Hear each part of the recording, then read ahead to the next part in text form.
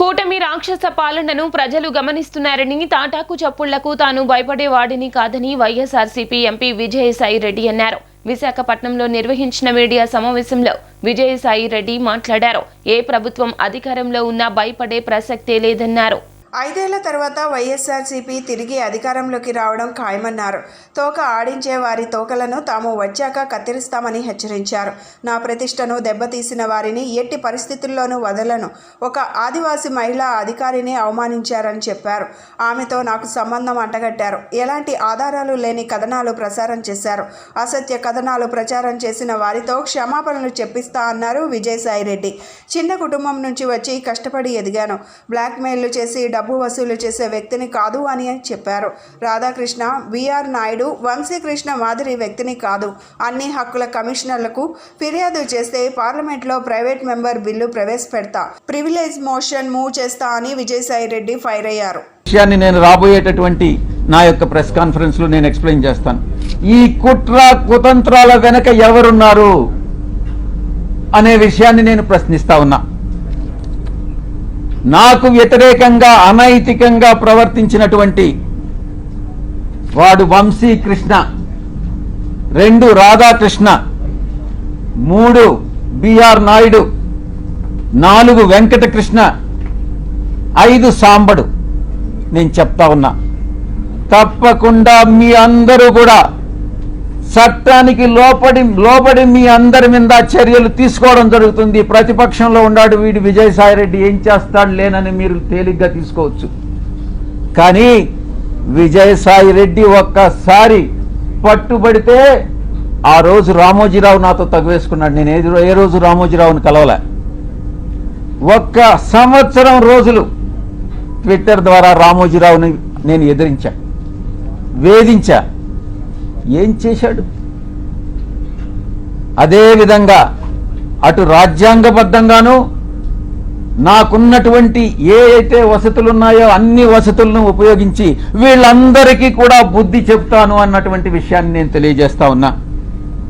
ఇక YouTube channels కావచ్చు, కొంతమంది సోషల్ మీడియాలో గ్రూప్స్ క్రియేట్ చేశారు. ఆ గ్రూప్స్ కానీ చట్టరీత్యా నేను చర్యలు తీసుకోపోతున్నాను అన్నటువంటి విషయాన్ని నేను మీకు తెలియజేస్తా ఉన్నా. ఆ చర్యలు ఏందనేది కూడా మీకు చెప్పి చేస్తాను. మీకు వెన్నుపోటు పొడిచేటటువంటి ఉద్దేశం నాకు లేదు. మీకు చెప్పి చేస్తాను. ఫస్ట్, మొట్టమొదటిగా మిగతా వాళ్ళని పక్కన పెట్టినా కూడా వంశీకృష్ణ అనే వాడిని మాత్రం నేను వదలను. తప్పకుండా ప్రివిలేజ్ మోషన్ పార్లమెంటులో మూవ్ చేస్తాను. వీడు చేసినటువంటి అన్యాయానికి, అన్యాయమైనటువంటి నిరాధారమైనటువంటి ఆరోపణలకి. 2, ఎడిటర్స్ గిల్డ్ ఆఫ్ ఇండియాకి కంప్లైంట్ చేస్తా. 3, ప్రెస్ కౌన్సిల్ ఆఫ్ ఇండియాకి కంప్లైంట్ చేస్తా. నేషనల్ ఉమెన్ కమిషన్కి కంప్లైంట్ చేయిస్తా. నేషనల్ ట్రైబల్ కమిషన్కి కంప్లైంట్ చేయిస్తా. నేషనల్ హ్యూమన్ రైట్స్ కమిషన్కి కంప్లైంట్ చేయిస్తా. ఆంధ్రప్రదేశ్ ఎస్టీ కమిషన్కి కంప్లైంట్ చేయిస్తా. డిఫమేషన్ కేసు ఫైల్ చేస్తా, నేనే చేస్తా. యూనియన్ ట్రైబల్ మినిస్టర్ని కలిసి వీడు చేసేటటువంటి అన్యాయాలు, వీడు చేసేటటువంటి అకృత్యాలు, వీడు చేసేటటువంటి బ్లాక్మెయిల్స్, వీడు చేసేటటువంటి ఇండస్ట్రియలిస్ట్ అందరినీ కూడా పిలిచి వాళ్ళని బెదిరించి, నీ ఇండస్ట్రీలో ఇవన్నీ తప్పులు చేశావు, నువ్వు ఇంత నాకు బ్లాక్మెయిల్ అమౌంట్ కట్టు అని బెదిరింపులను కూడా నేను కేంద్ర మంత్రికి నేను విన్నవిస్తా. ఇక నేనే టేకప్ చేస్తా నా మిత్రుల సహాయంతో.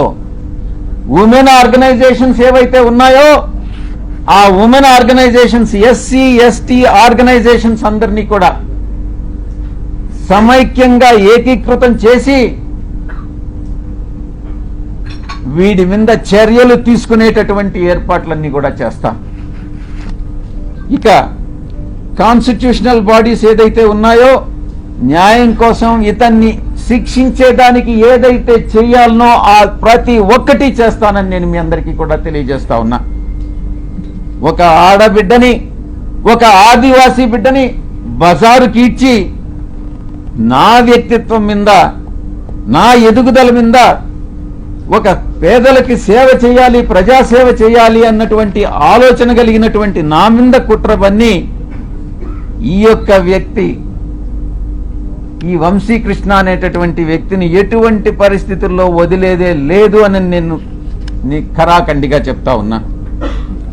వీటన్నిటికీ మించి ఒక ప్రైవేట్ మెంబర్ బిల్ పార్లమెంటులో సోషల్ మీడియాని, ఇటు ఈ యొక్క వెధవలు ఎవరైతే ఉన్నారో జర్నలిస్టులుగా వీళ్ళని శిక్షించేటటువంటి బిల్లుని ఒకటి ప్రవేశపెట్టాలన్నటువంటి ఆకాంక్ష కూడా నాకు ఉంది అని నేను తెలియజేసుకుంటా ఉన్నా.